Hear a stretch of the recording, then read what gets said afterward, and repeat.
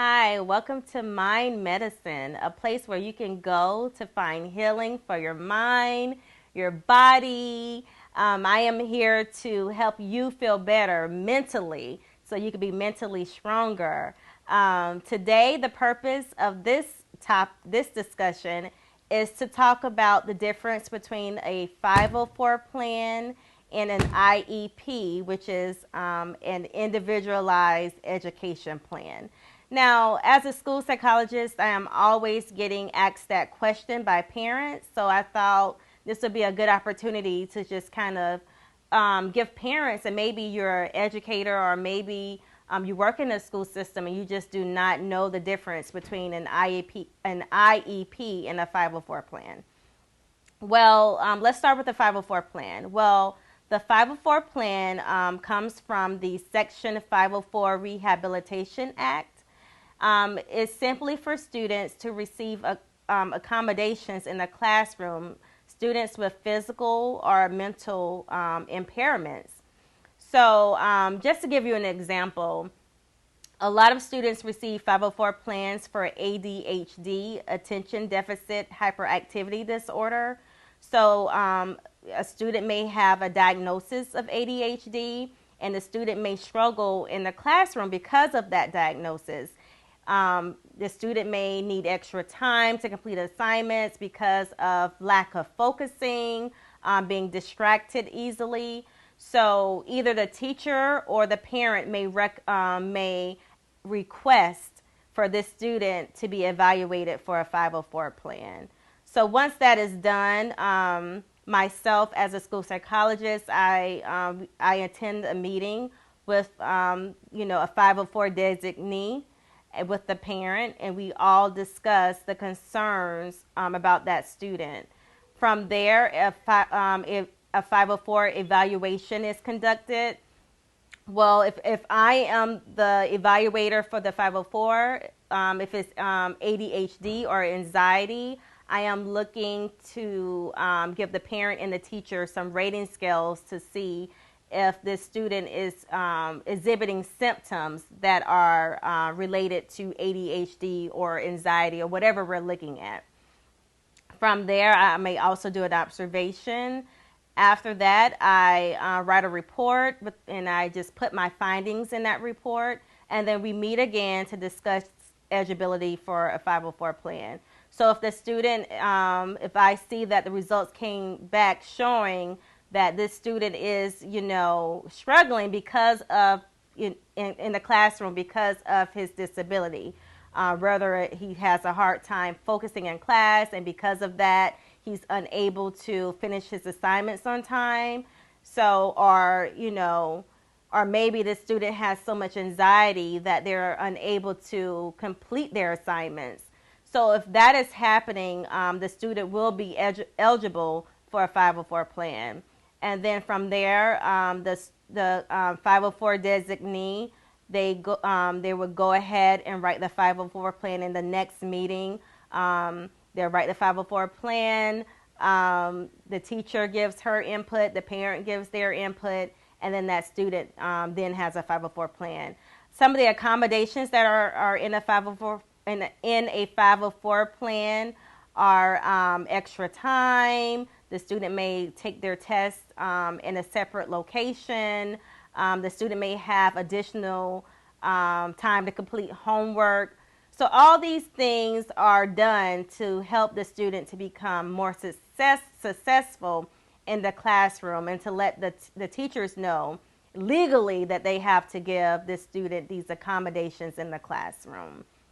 Now, on the flip side, an IEP, which is called the Individualized Education Plan, is different than the 504 because not only does it provide accommodations, but it provides services in the classroom that are linked with an ESC teacher, or some people call them a special education teacher. So an IEP is developed because a student is struggling in a particular area in the educational setting, whether it's math, reading, his behavior. This student is not being successful because of his disability. Now, in order to qualify for an IEP, because we're not just looking at accommodations and whether the student has, let's say, an ADHD diagnosis or has a physical impairment. It has to be educationally relevant. So this student has to be struggling in the educational setting, meaning that the student has to be failing, or his test scores have to be low, or some kids are performing significantly below grade level. So in those cases, then an IEP may be warranted for that student. So as a school psychologist, my role in the whole IEP process is to evaluate students to determine if a student is struggling in a particular area. So I may do academic assessments or cognitive assessments, behavioral assessments to see what are those students' strengths and weaknesses. And then those results come back, and I go over my report. Also, the school has their information as far as the grades and how the student is performing, on district and state assessments, as well as the interventions they have been given the student. If the student has not closed in that gap with all the interventions, like reading interventions or math interventions or behavior interventions, if the student is still struggling with all of the help that they're receiving in the gen ed classroom, then once all those results come back, we make a decision as a team. The team consists of the school psychologist, the school counselor, gen ed teacher, an ESC teacher, also the parents, most importantly the parents.